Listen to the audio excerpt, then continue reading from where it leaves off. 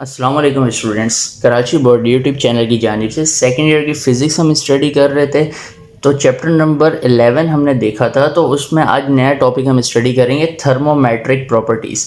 Thermometric properties क्या होती हैं, इसकी डेफिनेशन देखते हैं। Any physical property changes measurably with temperature. कोई भी फिज़िकल प्रॉपर्टी वो क्या होती है भाई, टेम्परेचर के हिसाब, टेम्परेचर उसका चेंज होता है तो वो भी क्या होती है, टेम्परेचर के हिसाब से चेंज होती है ना। तो इसके एग्जांपल में देखते हैं भाई कौन कौन से है। तो पहला जो है volume of gas at constant pressure. Constant pressure पर वॉल्यूम जो होता है गैस का वो चेंज होता है। कैसे चेंज होता है भाई, changes with change of temperature. जैसे ही टेम्परेचर चेंज होता है तो गैस का वॉल्यूम भी चेंज होता है, लेकिन कांस्टेंट प्रेशर पर। ये इसकी एक एग्जांपल है। सेकंड देख लेते हैं, electrical resistance of wire changes. जो वायर का इलेक्ट्रिकल रेजिस्टेंस है वो चेंज होता है with the change of temperature. Temperature जब चेंज होता है तो वायर का इलेक्ट्रिकल रेजिस्टेंस वो भी क्या होता है, चेंज होता है। अब नेक्स्ट टॉपिक देखते हैं थर्मल एक्सपेंशन ना। थर्मल एक्सपेंशन क्या है? थर्मल एक्सपेंशन की definition, the increase in dimension of any substance by means of thermal energy is called thermal expansion. यानी डायमेंशंस जो होती हैं उसके अंदर क्या होता है, इंक्रीज यानी इजाफा होता है। किसी भी सब्सटेंस की डायमेंशन होती है ना, तो कैसे इजाफा होता है भाई, थर्मल एनर्जी से। थर्मल का मतलब क्या होता है, थर्म हीट, यानी थर्मल एनर्जी से क्या होता है भाई, किसी भी चीज़ की डायमेंशंस में इजाफा होता है। और इस पूरे प्रोसेस को क्या कहते हैं हम, थर्मल एक्सपेंशन कहते हैं। तो अब मैं आपको एक डायग्राम के थ्रू समझाता हूँ। लेट्स से कि आपके पास क्या है, एक क्यूब है। तो आप देखेंगे ये उसकी जो है क्यूब की ये लेंथ है, ये हाइट है और ये ब्रेथ है। तो जब हम इसे हीट करेंगे ना, अगर इसकी एक ही डायमेंशन यानी एक लेंथ में ही सिर्फ अगर इजाफा होगा ना, तो इसे हम क्या पढ़ेंगे, इसे हम पढ़ेंगे लीनियर एक्सपेंशन। और अगर जब हम इसे हीट करेंगे तो क्या होगा, लेंथ के साथ साथ हाइट में भी इजाफा होगा, तो हम इसे पढ़ेंगे, ये क्या है भाई, सुपरफिशियल एक्सपेंशन। अब सुपरफिशियल एक्सपेंशन में क्या हो सकता है, ज़रूरी नहीं है लेंथ और हाइट में ही इजाफा हो, लेंथ और ब्रेथ में भी इजाफा हो सकता है, हाइट और ब्रेथ में भी इजाफा हो सकता है। ठीक है, यानी कोई भी दो डायमेंशंस में क्या होना चाहिए, इजाफा होगा, तो ये हमारा क्या कहलाएगा, सुपरफिशियल एक्सपेंशन। वॉल्यूमेट्रिक एक्सपेंशन का जो दूसरा नाम होता है क्यूबिकल एक्सपेंशन होता है। तो ये क्या है भाई, अब देखते हैं। जब आप किसी भी सब्सटेंस को यानी किसी भी चीज़ को हीट करते हैं तो वो क्या होता है, उसकी तीनों डायमेंशंस में, लेंथ, हाइट और ब्रेथ, तीनों में ही इजाफा होता है। ऐसी एक्सपेंशन को क्या पढ़ते हैं, वॉल्यूमेट्रिक एक्सपेंशन या क्यूबिकल एक्सपेंशन। तो ये सारी थर्मल एक्सपेंशन की तीन की तीन जो थी टाइप्स थी। अब उसके बाद जो पेपर में आता है, पेपर में लीनियर एक्सपेंशन के बारे में पूछा जाता है और वॉल्यूमेट्रिक एक्सपेंशन के बारे में पूछा जाता है। तो हम इन दोनों को ही डिस्कस करें क्योंकि आपके कोर्स में ये दोनों ही हैं। तो अब चलते हैं लीनियर एक्सपेंशन की तरफ। लीनियर एक्सपेंशन क्या है भाई, The increase in length of a substance on heating is called linear expansion।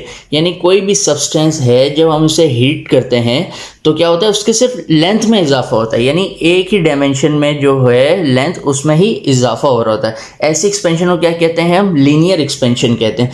तो लीनियर एक्सपेंशन के लिए ये डायग्राम आप बनाएंगे। तो ये डायग्राम को मैं दोबारा से आपको सही तरीके से बना के दे देता हूँ। अब देखें, ये हमारे पास क्या है, कोई भी एक मेटल का रोड है। ये इसकी जो लेंथ है इसको मैं बोल रहा हूँ ये L1 है। ठीक है, जब हम इसे हीट, इसका जो टेम्परेचर होगा वो क्या होगा, T1 होगा। जब हम इसे हीट देंगे तो क्या होगा, इसमें थोड़ा सा क्या होगा, इजाफा होगा ना। इजाफा मतलब चेंज आएगा, तो ये हम बोलेंगे ये लेंथ के अंदर क्या आ गया, चेंज आ गया। डेल्टा L से ज़ाहिर करेंगे। कब चेंज आया, जब हमने थोड़ा सा इसको टेम्परेचर दिया, डेल्टा T अमाउंट ऑफ थोड़ा सा टेम्परेचर दिया। अब जो टोटल लेंथ है वो कितनी होगी, ओरिजिनल लेंथ जो थी L1 थी उसको और चेंज इन लेंथ को मिला के यहाँ तक, ये हमारे पास होगी क्या, फाइनल लेंथ होगी, उसको मैं L2 से डिनोट करूँगा। अब टेम्परेचर क्या होना चाहिए, अब टेम्परेचर ज़ाहिर सी बात है चेंज होना चाहिए। अब मैं बोल दूँ टेम्परेचर जो है वो T2 है। तो अब इसको आगे ज़रा इसकी डेरिवेशन करते हैं, एक फार्मूला बनाते हैं। तो डेरिवेशन के लिए क्या किया आपने, suppose a length of uniform metallic road. एक यूनिफॉर्म एक लेंथ है मेटालिक रॉड की, यूनिफॉर्म है।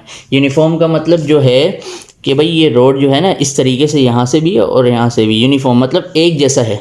ऐसा नहीं है कि यहाँ से जाके ये फैल जाएगा, बिल्कुल, यानी कि ये ऐसे यहाँ से और यहाँ से बिल्कुल एक जैसा यूनिफॉर्म है। एट इनिशियल टेम्परेचर, उसका जो इनिशियल टेम्परेचर था क्या था भाई, T1 था, एंड लेंथ जो थी वो L1 थी। The rod is heated bye a small amount of temperature delta T, यानी हम लेंथ को, उसकी जो लेंथ है रॉड के, उसको क्या करते हैं, हीटअप करते हैं थोड़ा सा टेम्परेचर देकर। भाई कितना temperature, delta T amount of temperature देकर ना, such that increase in length, तो क्या होगा भाई, इसकी लेंथ में क्या हो जाएगा, इजाफा हो जाएगा ऑफ रॉड इस डेल्टा L, जो इजाफा होगा उसे हम डिनोट करेंगे डेल्टा L से।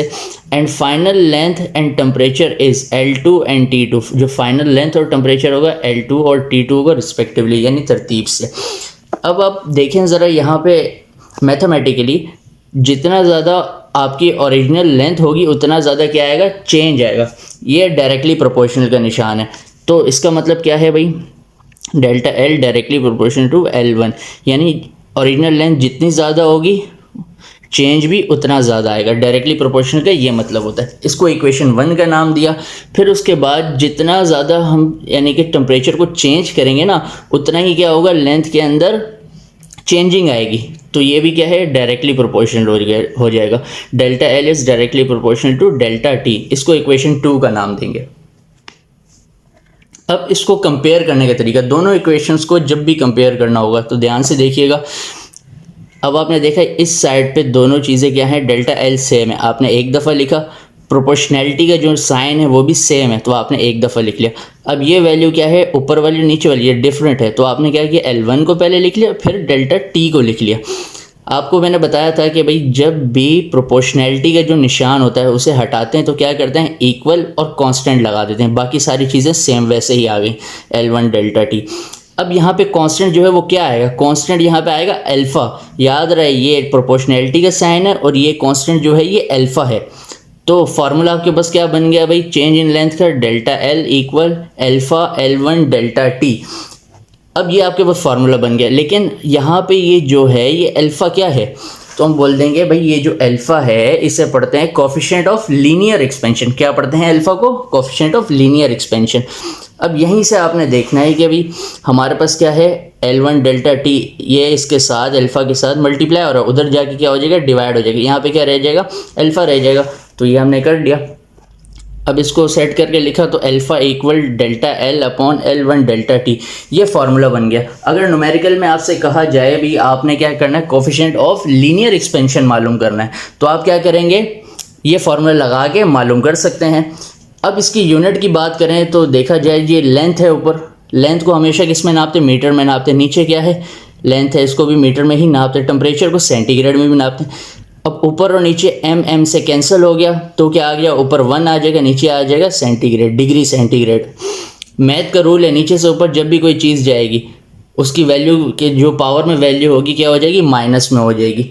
ये इस तरीके से, इसका यूनिट आप ऐसे भी लिख सकते हैं और ऐसे भी लिख सकते हैं। अगर टेम्परेचर को आप केल्विन में कर रहे हैं तो इस तरीके से आप करेंगे, 1/K, ऊपर जाएगा तो केल्विन इनवर्स इसे पढ़ेंगे। फिर उसके बाद अगर आपको न्यूमेरिकल में कहा जाए कि भाई आपने जो है फाइनल लेंथ मालूम करनी, तो फाइनल लेंथ के लिए क्या है, अभी जो हमने लास्ट में फार्मूला ड्राइव किया था चेंज इन लेंथ का, delta L equal alpha L1 delta T, वो लगाया। लेकिन डेल्टा L जो है वो बराबर किसके होता है, L2 माइनस L1 के। तो आपने क्या किया, इसकी जगह पे L2 माइनस L1 लिखा equal alpha L1 delta T, same हो गया।